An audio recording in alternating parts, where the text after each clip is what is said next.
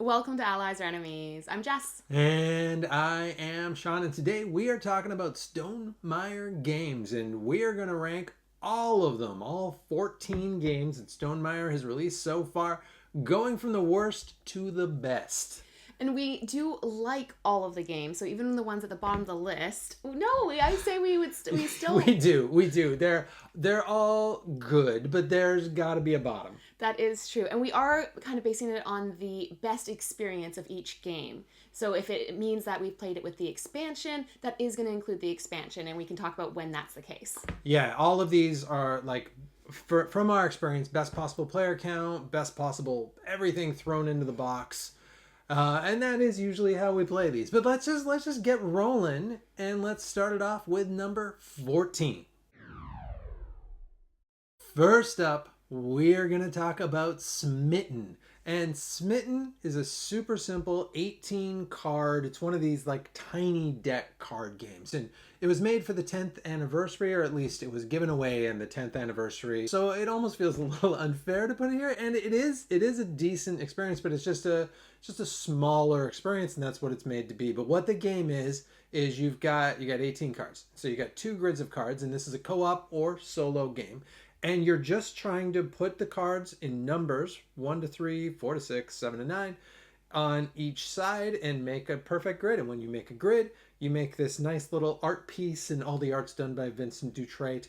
And it's just a matter of you take turns, although you don't even need to necessarily take turns, of playing a card, and then that card tells the other person what sort of card they can play. So either in this grid or in this grid, or higher or lower, whatever the rule might be, and you just got to get the cards in the grids, and it is weirdly difficult. Because the trick is you can't just put it anywhere in the grid. It Yeah. has to touch orthogonally adjacent to an existing card, and you've got to follow the instruction that's listed on the card. So it's those that give it that extra challenge. Because I think the first time we played it, we just lucked out with the cards, and we did it super easily.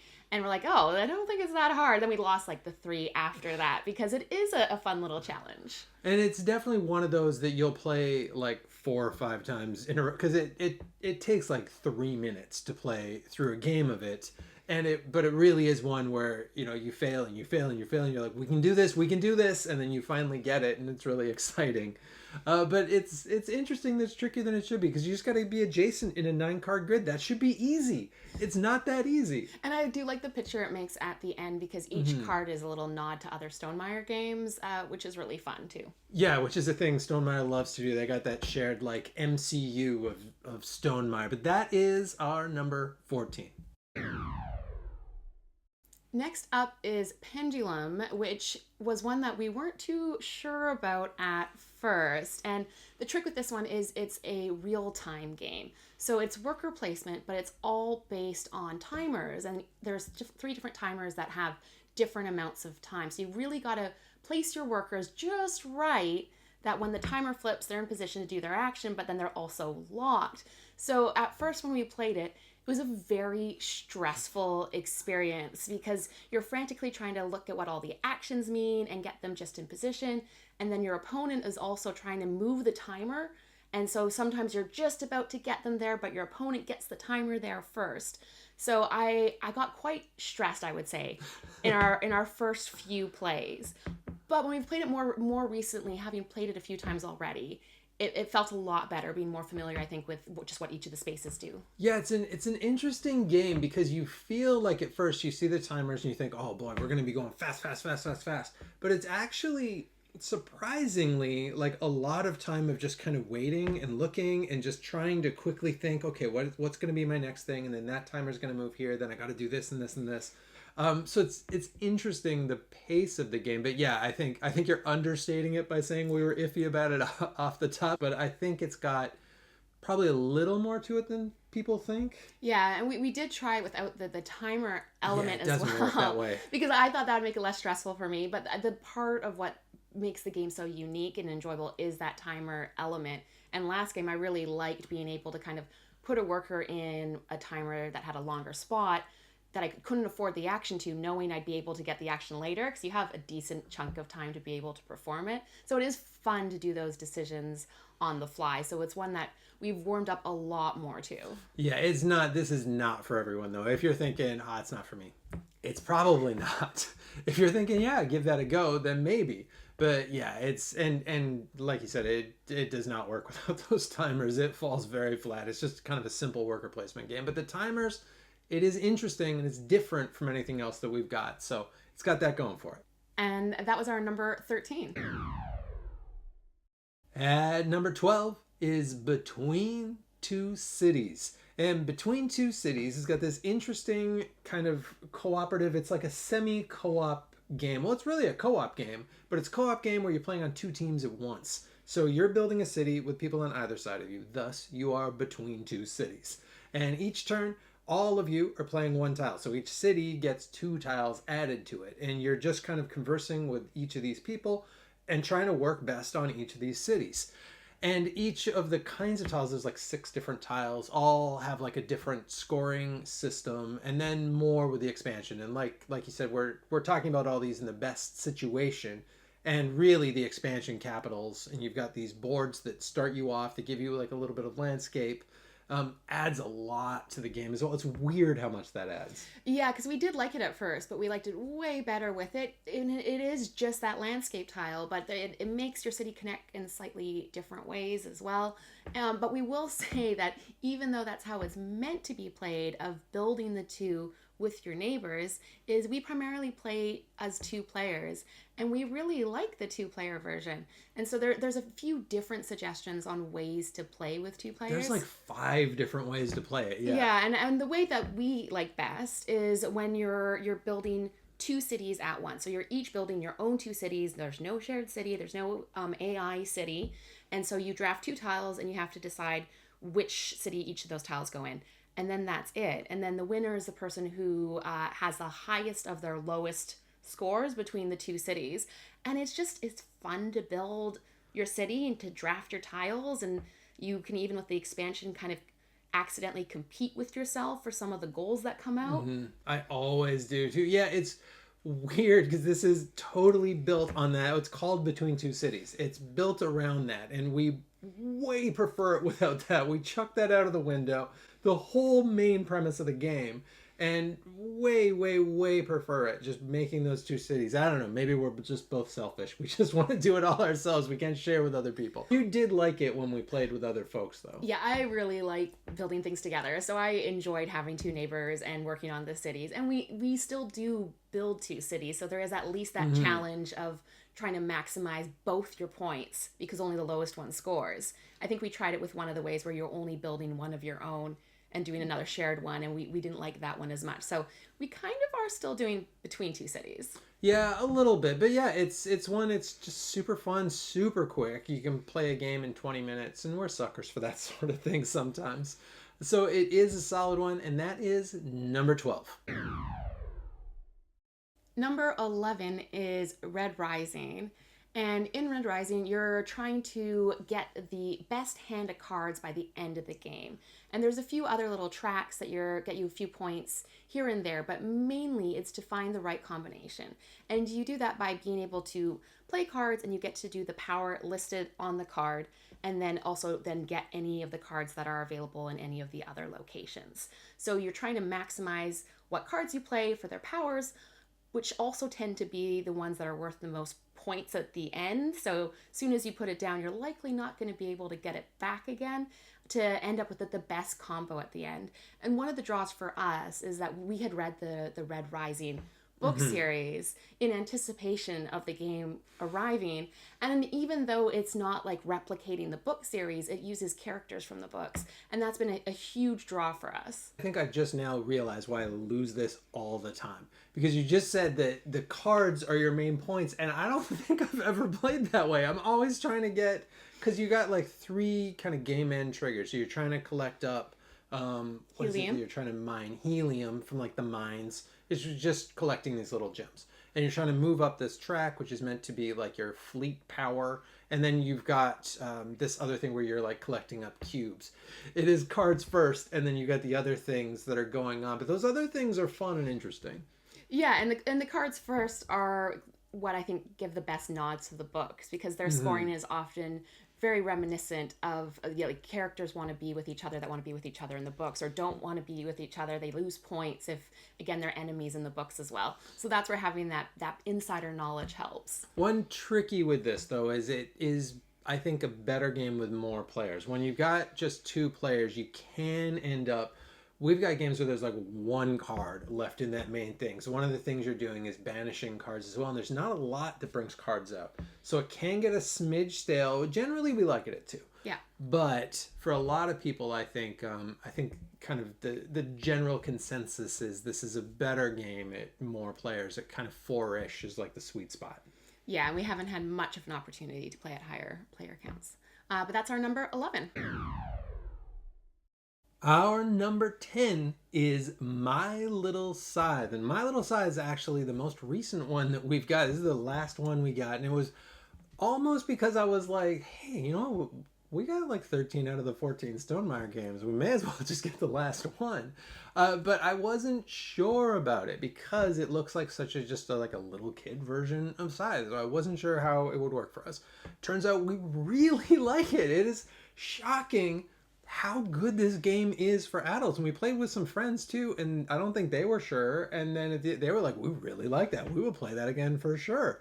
Because it's Scythe, but it takes out like the top bottom part of the board. It takes out moving those cubes. It takes out any of the resource management or kind of the resource management. And it still works. It still has the fighting, although it's a pie fight in this case, and then you're trying to make friends and you're trying to make pies and you're trying to collect up gems and hearts and take them to the castle. But it works surprisingly well as just like a simplified version of Scythe. And I think if you took out the cartooniness and this was just sold with like Scythe art and Scythe didn't exist, I think people would still really like this game. Yeah, I do agree. Although we appreciate the cartoons, we don't mind Oh, that it yeah, looks we like a love kids' it. game because Yeah. we really like that look. So that is not a deterrent at all for us.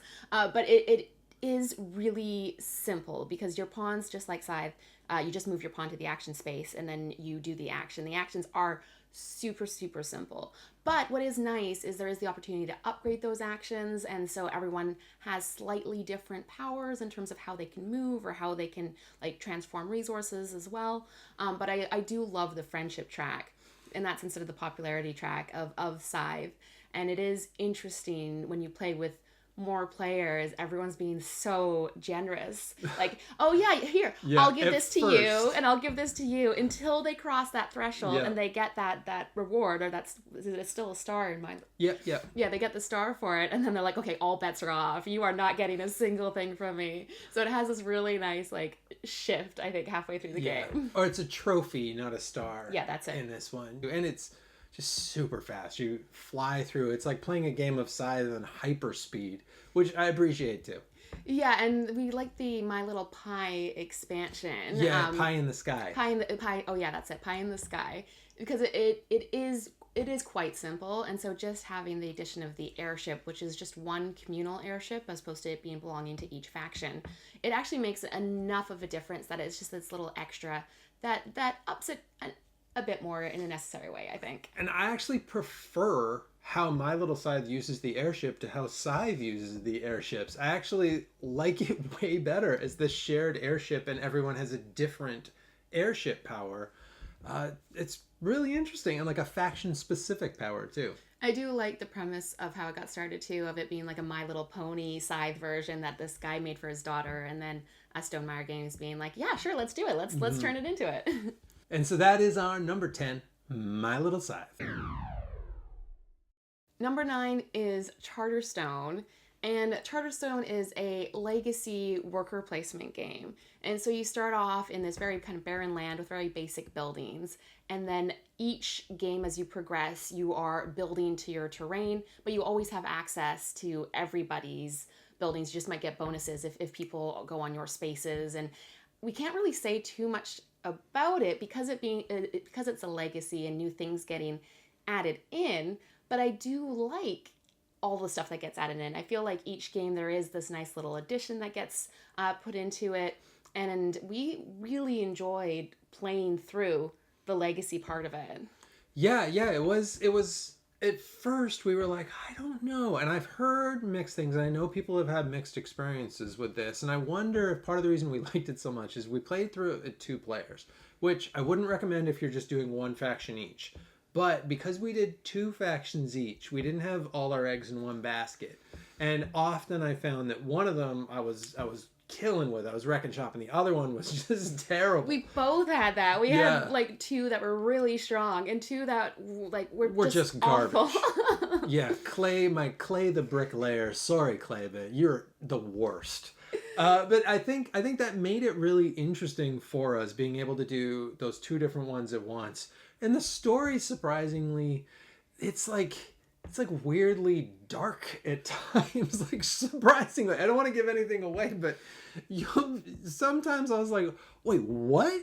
What did that king just say? So it's interesting and has some interesting surprises, some cool surprises, I'd say too. But it is at its heart a fairly simple resource management game. So you got to be ready for that. That's what it is. That's what it promises to be. That's what it is. So as long as you're cool with that, it is a pretty cool game. And play 2 factions each. One is not enough. And it does come with the caveat that there is a way to play it at the end, but that experience isn't nowhere near as good as when you're in the middle of the campaign. The campaign experience is a much stronger one. But it is good that there is a recharge pack, so you can just flip the board, buy the recharge pack, and then play through it again. But still a pretty solid game. And that was our number 9. Number 8 is Libertalia, Winds of Galecrest. And so this is not originally a Stonemaier game. This is a remake of an older game. It's by Paolo Mori. It's an excellent game. But I like the remake a lot more. And I know some folks still like the original. It was a little bit meaner. It's got some different art. But I love the art in the new one. And I think it adds a lot more to what was already a pretty solid game. And Libertalia is a pretty simple game. Everyone's got the same cards in their hand, which is already kind of an interesting thing. So you know what everyone else is holding. You start the game with the same 6 cards. Each turn, everyone plays a card. Whoever plays the highest card puts it at the end. You do all their powers. You pick up some stuff. You put them on your ship. There's not a good explanation, but you kind of get the gist. And then each round you're picking up 6 new cards, and depending on which card you played the first time, all of a sudden your hand's a little bit different and it gets a little interesting. You do 3 of these voyages and then you see who wins at the end. But the cool thing with the remake is it's got 2 sides of the board. One that's a bit more take that, one that's a little bit more friendly. Oh, it's not that take that. And it's got a few extra cards in your hand as well. So you're only using like 18 out of the 40 cards in the deck each time. So it really changes up. And it's got a 2-player mode, which, while it's not as good as the multiplayer mode, is surprisingly good. Because I don't think the original can play at 2 players. No, I don't think so. But this one does. And we do, like we said, we mainly play 2 players. And even though we do prefer this at more, we will still play Libertalia at 2 players because we do like it a lot as well. And I think one of the interesting things with the new version is that reputation track, because everybody has the same starting set of cards and adds the same ones each round. Ties are incredibly likely. It's often that like more than one player will choose to play the exact same card. So having that reputation track in there is a great way to be able to break the ties. And just a lot of interesting interactive card play, and sometimes getting rid of other people's cards, making them walk the plank, and taking ones back from your graveyard, and all these cool things. And it's a fun time. But that is our number 8, Libertalia. Our number 7 is Euphoria, and it is a dice placement game. But what we really like about it is it takes place in a dystopian society. And so the pip values of your dice represent their knowledge level. So it is an interesting mechanic of making sure that as a collective whole, your dice aren't too knowledgeable, or else they know the society is corrupt and they leave. So you lose the workers. But we really just like the way everything is connected, because there's all these different, again, you're just collecting resources, but then you're trading those resources in for the markets. And again, thinking about the best experience, we would definitely recommend having the expansion, because those markets are very punishing for people who didn't contribute to the building of them. But in the expansion, it makes it way more than just punishing bad dice rolls. Yeah, in the original game, most of the markets seem to be when your dice is blah blah blah blah blah blah. Or when you roll it here, then you lose this. And in the new one, they're a lot more creative. It's a lot more interesting. I can't think of any examples, but they are definitely more interesting, and they've got terrific names too. They got terrific names in both. But the other thing that the expansion adds that I think is even more important, especially for us, is it adds a really good AI. And it actually adds two bots that you play at the same time with the same card. And that makes it the original is not really viable as a two-player game. With the bots, it's an excellent two-player game. It's maybe my favorite bots in any game, and just about any game. Maybe Gaia Project just pips it, but it's the same person who made both. If you don't need the bots and you're playing at 3 or 4, I'd still get the expansion because of the markets, like you said. But whatever player count that you've got, I think it is such an interesting game. This is one that was a little bit higher on my list, I know, than your list. And I'm just a sucker for like the aesthetic. I love how the dice look. It's got these really cool custom dice. And I think a big part for me is just I love dystopian. Yeah, the theme is definitely a huge draw. Even though it is like just dice you're placing out, it really does a good job of kind of capturing that feel. But if you are two players only and you really hate using bots, then this one may not be for you. But like you said, the bots are very, very easy. So as long as you're okay just like putting them out, it is totally worth it. And that is our number 7, Euphoria.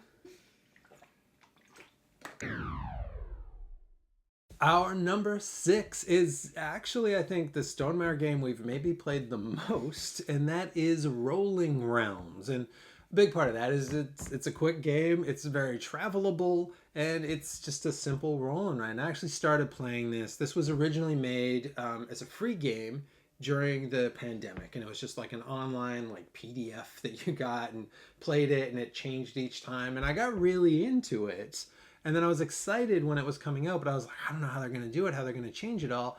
And they did it with writable cards, and it's such a smart idea. And I was going to say, I don't know why it wasn't done before, but it was with Silver and Gold, which is one of my absolute favorite roll and rides. But this isn't too far behind for me.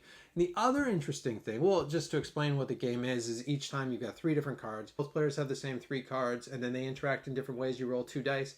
You roll those 2 numbers on the cards, and they all do different things. I do not have time to explain all of it. But that expandability of it, I think, has really been the thing that's made it so interesting, because it's not only that Stonemaier universe, but they've also started to bring in stuff like there's an Ark Nova one now, a Feast for Odin, there's Honeybuzz, Terra Mystica. There's all of these interesting other games that we also like, and it's just cool to see that, you know, building up the board game community too within this game. And it definitely helps its replayability, because you are always working with 3 cards, and then each round you bring out 3 more cards. So it's the interplay and interaction of those 3 cards that does make such a difference. And so by having a larger selection of cards to draw from, then your odds of seeing the same 3 cards show up in a combination, the more you add is just going to be fewer. And so seeing how they work together is part of the fun challenge, and part of why we played it so much is because we haven't yet, even though we played it tons and tons, experienced every single possible combination. And I'm really excited, because I've seen like Jamie put up a whole bunch of like new cards, and I'm really keen to check those out. So it is one that we're just going to keep playing. And they're not, I'm going to be straight, they're not all winners. Some of them work better than other ones. We love the Feast for Odin one. That's probably my favorite of the expansion ones. Yeah, the expansion ones, it probably is. And we're struggling with the Libertalia one. And the nice thing about it, it's okay if some of them are really hard because you have the exact same cards. Yeah. So I'm sometimes like, oh no, I only got like 1 star or 2 stars on this card. Uh-oh. But then I look over and I see that of I've course, got half a star. Yeah, you've got one as well because it's a hard one. So it ends up working out just fine like that. And so that is our number 6, Rolling Realms. Number 5 is Wingspan, which is one of the best-selling current modern board games out there. And we talk about what the best experience is for it. And for me, I really like the Oceania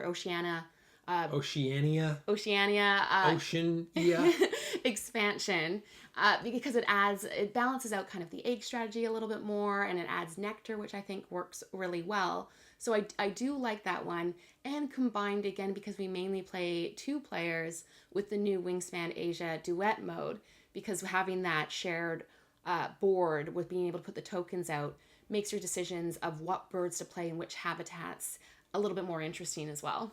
Yeah, it does. Those two combined, especially too, does make it a more interesting experience. But this is one I gotta say, in this whole list is us. We both made our own list, and then we smushed them together, and we saw where they averaged out. And this was a lot higher for Jess than it was for me. I like this game. I appreciate it. I understand why it is so popular. I just haven't quite been able to get as into it as you have. Yeah, and I think a big part is probably the theme.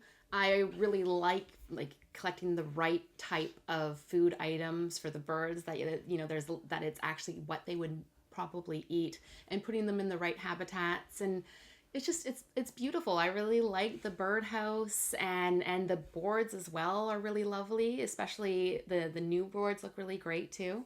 I can't get that into birds. I've just never been that interested in birds, other than they've got 3 in there that are baseball team logos, and I go for those right away. But I do wonder if this game had a different theme. I know someone on BGG made a Pokemon one, and I would play the heck out of that Pokemon one. But it's just something where it hasn't quite connected, but at the same time, I can totally see the appeal of this, and I think it is just a terrific gateway game and an ambassador of modern board games, obviously, because it's sold I don't know how many millions of copies, so they're doing something right with it. Yeah, and even though the theme doesn't quite connect with you, I think it has brought a lot of people into the hobby who really just kind of associate modern board games as being really dry, really beige. Lot of farming. Yeah, a lot of farming. And so I know a bunch of people who hadn't really played many and then played Wingspan have been like, whoa, what is this world? So like you said, it's a great ambassador. It brings a lot of people in, and it is our number 5. Our number 4 is Tapestry, and I think there are a few Stonemaier games that are a little bit divisive, but perhaps none more divisive than Tapestry. Tapestry really seems to be a love it or hate it game. But Tapestry is an abstracted civ building game in which you're moving cubes around a track, or around 4 different tracks, or with the expansion 5 different tracks. And as you move those around the tracks, you're getting different stuff, and you're getting buildings, and you're putting buildings onto your capital city as this other kind of mini game you're doing on your own board. And you've got this little resource management thing going on, and you got this area control thing going on in the middle of the board too. And it's a whole bunch of different things. But there's a few things that I think some folks find tricky. First of all, one of the real huge pluses is you've got these cool, really different asymmetrical civilizations. They're very asymmetrical. They can feel a little bit broken. They've done a lot to balance them. There's a lot of stuff that balances them. But they can feel almost too asymmetrical at times. And the other thing is this is a 2-player only game. Do not play this game with more than 2 players. But if you play this at 2 players specifically, and if you're not so focused on can I beat the other person's score, but focused on what's the most I can do with my thing, I think it's a really cool experience. And I think that's the trick, and a little bit of a different mindset, because normally when you are playing against one other person, it is about can I beat them? Can I get the better score? But we track all of our plays, we track which civilization we are, and so we're able to almost do a comparison of, oh, how did you do with this civilization when you were them a few games ago, and kind of compare it more that way, and just push, because we're always aiming for that like over 300 score, which means you've had a really good game, and trying to find those combos and hope like the right tapestry card and the right thing at the right time can get you to go just a little bit longer. But I know some people who do play it maybe at 3. I think the tricky is, because you could be at different rounds, is if someone's done, they could be sitting there not participating for a while. And so the more plays you add to that, the more likely that's going to happen, the more people will be sitting out, which anytime one of us has finished way earlier than the other, it's kind of been a sad finish for the other person. Of like, oh, I really want to keep trying because I really want to see what high score I can get, but this is kind of boring because you're just waiting for me to finish up as I try and get through it as well. But we really like that challenge. We really like staring at the options and then finding, oh, if I do this and that lets me put a tile out, which gives me the resource that I then need to do that, and seeing those opportunities. But we have liked both expansions. The Plans Employs ones adds a lot more civilizations, which is the crux of what keeps us coming back to the game, is wanting to try a new civilization. And then the Arts and Architecture one adds the really interesting arts track. And that's been really fun addition because it does mix up a bit. We used to kind of get in the same path of doing things, and having that additional option has helped us just try different routes. Yeah, if you're going to get one of the two, the Arts and Architecture, I think, is definitely the way to go, but both are still interesting. But that is our number 4, Tapestry. Tapestry. Our number 3 is Between Two Castles, and this is very much a representation of our favorite Stonemaier games, because in theory, Between Two Castles plays a little bit like Between Two Cities, where you're building a castle with the person on your left and the person on your right drafting tiles. But there's some really interesting scoring conditions. Each of the rooms almost scores individually, but within a specific type of way, depending on the color of the tile. But again, because we mainly play 2 players, we really, really like this as a 2-player game. And again, there's a few different ways you can play as 2 players, and how we play it is we are just building our own castle, just one single castle. But when we draft 2 tiles, we take one for ourselves and we have to give the opponent one. And so you're always trying to give them a tile that's not going to help them. And then it's that fun challenge of having to see what you get and make the most of it. And there are times when like you've got the most points from some of the tiles that I've given you because you've managed to like make it work for whatever you're doing as well. Yeah, and when we say that we mostly play this at 2 players, we've played this like 50 times. We've played it in more than 2 players. Once. Yeah. Yeah. So we really just play this at 2 players, and it's a fantastic 2-player game.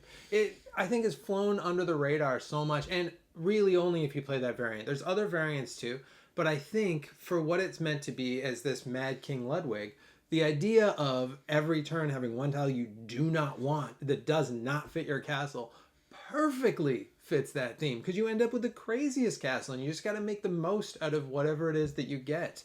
And it makes this really interesting. The tableau you've got at the end, the castle that you've built, is super fun because all the rooms are crazy. And we do this thing where a lot of folks don't love the scoring in this because it can take, the scoring, honestly, it can take like half as long as it takes to play the game. There's a lot of different scoring conditions and you got to look at each room individually. But we kind of make that part of the game where we walk through and we talk about each room, we talk about our castle, and it's really fun, and we've gotten quick at it too. But as a 2-player game, this is like our number 1 comfort game. It is one, like you said, we probably played it 50 times. It is one, if we're not really feeling like bringing out a game and having to relearn the rules, this is one of our go-tos. And like you said, the joy is those interesting rooms, because we love talking about like the scythe room and the pig pen and like all of these different places, and that is part of how we describe it, of is that your cute kitten room is right above like the basement pit that is in your castle. We really like the expansion Secrets and Soirees as well. I don't think it's necessary, but it does add a couple interesting elements like the activity rooms, which want to be surrounded except for not touching a specific type of tile. And then I can't remember the wild card rooms that turn into a specific room depending on where the arrow is facing. Yeah, they turn into whatever they point at as well. So you can really make these cool combos with it too. And that is our number 3, Between Two Castles of Mad King Ludwig. Number 2 is Scythe. And Scythe is very much a kind of mishmash of all different sorts of stuff. And this did make it a little bit contentious at first, because this looks like, you know, you got all these robots, you got this stuff going on this crazy like European dystopic map, and you think, oh boy, this is going to fight all over the place. But it is very much a Euro resource management game that's got a little bit of fighting. This is much more Terra Mystica than it is Root. But it does still have that area control part to it as well. And it's got that really interesting scoring system of, you've got all these different goals, and you don't have to do all of them. You only have to do a few of them. I think 5, is it 5? Is it 6? 6. So you got to do 6 of these different goals, and whoever gets to 6 first, that's it. You win, game over. And that makes for such an interesting play style, because you can do that in really different ways. Like if you do want to make this a fighty game, that's 2 of your stars right there. But if you just want to chill out and do the farming and do some goals, you can totally get stars that way too. So that is really cool, and I think the expansions added a lot to it as well. Yeah, the expansions do add a lot, but I think one of the interesting things is, even with the base game, one of the strengths is the asymmetry between the factions. So each of the factions right out of the gate plays very differently, and then on top of that is your action board is all going to be different as well. So you get dealt a random action board, and that dictates what you can do at the top, and you can usually always do the thing at the top, and then you can do the thing at the bottom if you can pay the resources. So what we really enjoyed exploring was that combination of just trying to figure out the best resource management and economy, and how all of that would work together given a faction and given a specific type of action board. And then the expansions have added in more action boards, more factions, and depending on what expansion routes you've gone down.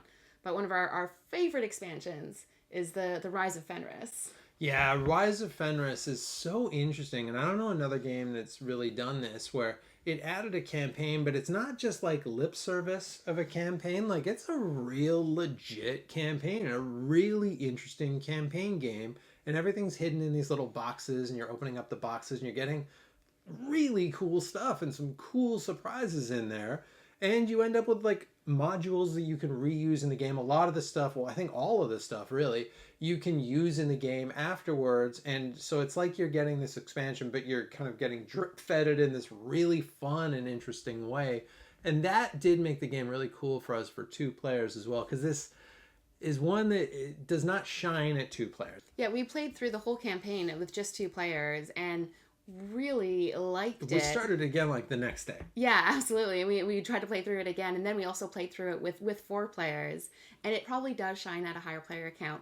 I'm not a huge fan of combat and people getting in my way, so I don't love games that have that in it, and you're going to have more of that, but also it is a bit of an essential part of the game too. So, but we still bring it out and play it with 2 players, though. It's not something that we refuse to play with fewer than 3. It is still real. It's a really fun game, and it's great if you're playing with people at kind of an even level. This is a real tight, interesting game, and that is our number 2, Scythe.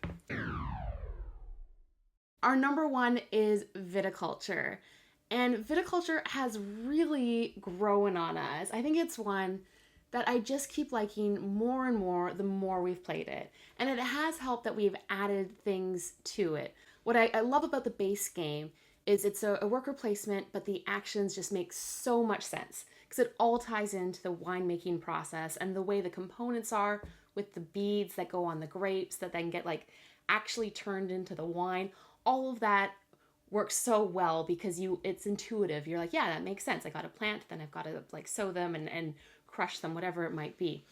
But when we added Tuscany, I think both of us preferred it much more.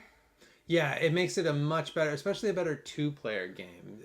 The tricky is with the base game, there doesn't feel like as many ways to get points or to make wine. Like you really have to do that process. And whoever's going first can really take those spots. So waking up in the morning, like the early bird really gets the worm in the original game. But with Tuscany, it gives you all these different avenues. And I think it takes what's already a very good game and it makes it into just a terrific game. Yeah, I think when we kind of realize the possible potentials of those orange structure cards as well, because that can sometimes give you an amazing action that's just on your own board, that really helped. But what I think pushed this really to the number one spot is Viticulture World. Yes, Viticulture World adds a cooperative mode and a really challenging and interesting cooperative mode. I think we've only beaten 2 or 3, and there's 6 or 7. There's 6 plus like a starter one. And all of those play differently and quite a bit differently, and it's just a really challenging mode where you're both making wine or not even necessarily making wine. You're trying to score points and you're kind of running like a winemaking company. And it's just really interesting and really challenging. And I can feel that scope change. That like now I don't have this one vineyard. I'm running this whole, well, I'm with my team running this whole winemaking business. And I think what's very interesting is we mentioned before that viticulture is really a tight worker placement spot. Like even at Tuscany, you still, at Tuscany at 2 players, you still feel that tightness, but it's a little bit looser, which is great. And so what's interesting with the Viticulture World and making it cooperative is having to work together and figure it out and be like, I really, really have to make sure I'm planting this season. Like, okay, you go to the planting spot. I'll go somewhere else, or like we get to expand this one spot so as many of us can go. Which one is it that we're both going to be wanting to use all the time? It feels like a different game almost, even though it uses the exact same principle as the regular competitive version. You got to get creative with some of the paths that you take, because you're just gonna eke out those goals. Like if you win it, you're going to win it on the last turn with your last play, which is real exciting. Like that's how you want a co-op game to work, I think. And so whether it's Viticulture World or even Essential Edition or Essential Edition with Tuscany, we really enjoy viticulture, and that is our number one spot. And that is it. That is everything Stonemeier's put out as of right now. All 14 games ranked from worst to best. And generally, we do tend to like their games. They tend to be well produced. They tend to do something a little bit different. They tend to not be too mean. But, you know, not all games are created equal, so there are some that we like more than others. And it is very subjective, so that was our list, but we would love to see your list. If you played all 14 games, or if you've just played some of them, which ones are your favorites? And we'd love to hear from, like, if you like Pendulum the best, let us know why. Let us know why we should like it even more. And as usual, please like, subscribe, and hopefully we'll see you for the next one.